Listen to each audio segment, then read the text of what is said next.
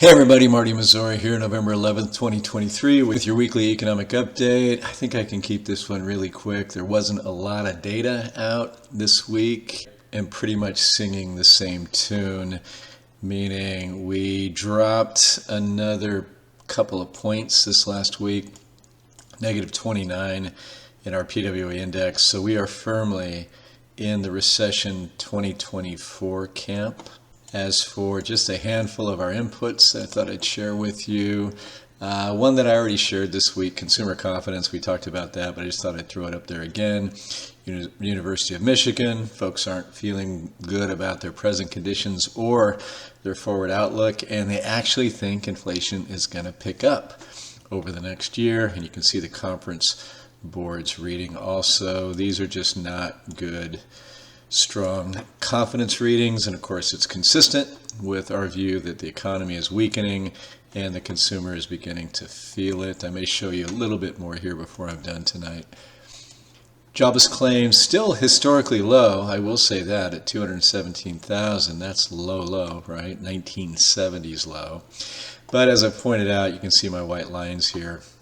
From whatever level, them beginning to rise is something to be very aware of, cognizant of, concerned about, because you can see what happens relatively shortly thereafter very consistently, and that is a recession tends to follow a rising trend in jobless claims.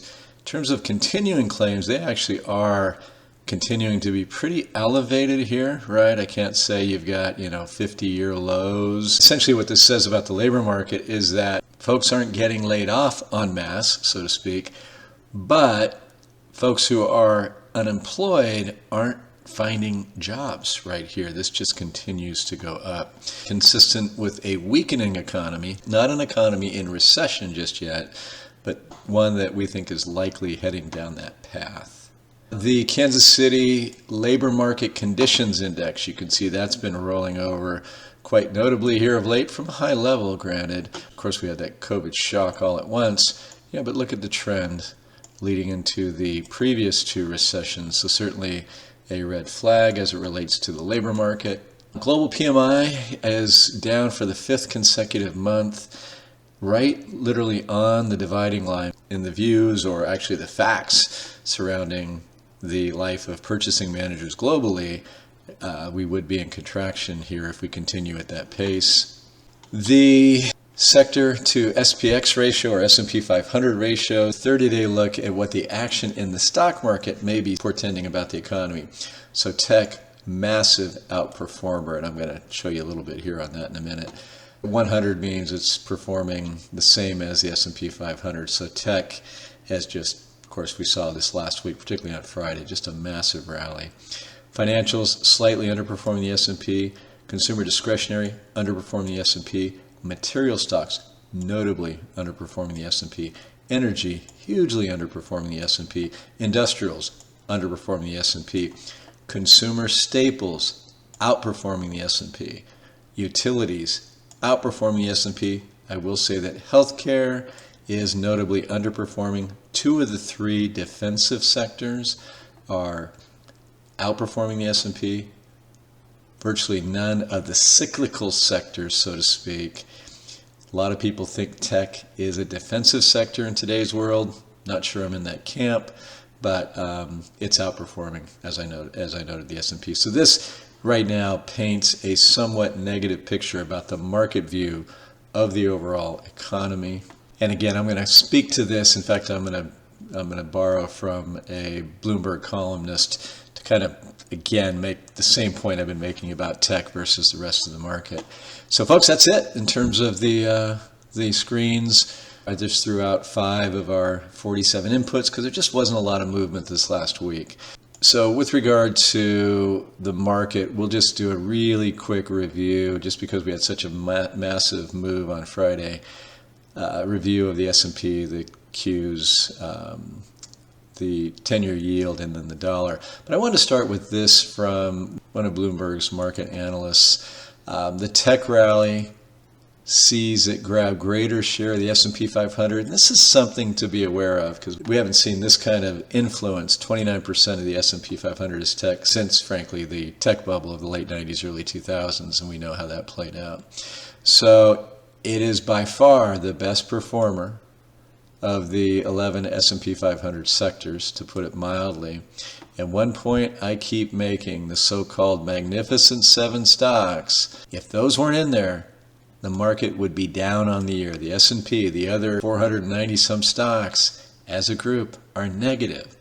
Folks, we are still firmly in that bear market that began last year, regardless of what the headline averages would say. We know that from the equal weight index, which is still negative on the year. It might be flat after Friday, but this has not been a robust, massive rally in stocks. The big question is, do the rest catch up, or do the seven catch down and bring the rest down as we meander through that last leg of the bear market? If there is one more leg, it's going to come amid recessionary conditions, which is the point I've continued to make over and over and over again. And I did it with graphs both on the written blog and in the video that, if you missed it, that I posted yesterday, please go back and watch that. Particularly clients, these videos are really important to keep up with as we move forward into next year. I said that was it on the economy, but I'm just going to pull over the stream of daily charts that we get from one of our sources. Credit card spending softened last month. Total credit card spending per household fell 0.5% year over year. And you can see, even in services, including restaurants, beginning to see that spending come off the boil. Certainly in retail, excluding restaurants, and in the blue line here in total card spending. Lower income households showed the biggest drop in year-over-year spending, but higher income households, and I showed you a chart the other day that said that they are, in fact, the lion's share consumer spending of late. Well, they're actually beginning to trim expenditures relative to last year, and you can see that here with the red line as well. Of course, lower income, it's bigger, but we're actually seeing, some trimming of spending here among folks with higher incomes. Could be due to stagnating wages among high income employees, and I think that's the right way to put it. Call it stagnating at this point. U.S. small businesses are really beginning to feel the pinch in terms of rising financing rates, and you can see just a huge increase right here. And when have we seen these increases in the past? In this case, the gray areas are recessions, right? Boom, boom. So here we are, folks. Again, we expect next year that we'll probably see more gray on charts like these. Okay, so real quick on the technicals, actually, since I have it up, here's the hourly chart of the S&P 500. I'll show the daily still doesn't look too bad. And you can see we broke above what was looking like real resistance right here. And again, this is a 60-day, 60-minute chart. Notice what I have here is, looks like a consolidation area here after a bullish setup, right? Falling wedge, bullish divergences, boom, but then we consolidated that and momentum was just rolling over hard. That would be a technical bearish look, and then of course things rolled over quite notably. Here we were painting that picture before that nice big rally that we got. The hourly, the daily was very compelling as well, looked very bullish to us, but here we have something that looks like this consolidation phase here. So this would suggest that the odds of a failed breakout here are not small, but like I said, folks, there's seasonality, a lot of bearishness, folks coming in off the sidelines, huge rally on Friday after a real messy Thursday. Already talked about Thursday, terrible 30-year bond auction, and very hawkish commentary from Powell. Another Fed governor, Raphael Bostic, came out with what I thought was very dovish commentary on Friday, and that probably helped the market out. I actually think that the big rally in tech has to do with investors kind of sniffing out slowing economy, despite Powell's comments, a softening Fed. But again, this market is entirely missing the mark if that slowing economy actually becomes a recession. Tech does not get to survive a recession, not from these valuations, despite what a lot of people, I'm sure, on channels like CNBC might have you believe. So the daily chart here, let's take a look.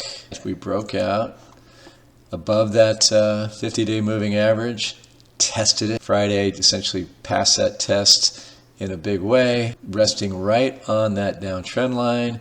Certainly nothing down here in the momentum that says this thing isn't ready to pop to a higher level. So the daily chart would tell you that we still may have some more to run in this rally that we have right now. The hourly chart says might be getting a little out over its skis, so we'll see. In terms of QQQ, the NASDAQ 100 ETF, here's the hourly chart there. This one, you've got your rising wedge and you have your bearish divergences. The daily is pretty bullish. Now we did stop right here in what was resistance here in August and into September. So we'll see how that plays out, but we broke out of the downtrend line, retested it, and had a massive move. Now that would be a bullish engulfing candle, it looks like right here. Another day or three of that, we are going to be overbought, and you can see, when we come off of overbought levels, that could be quite the drag.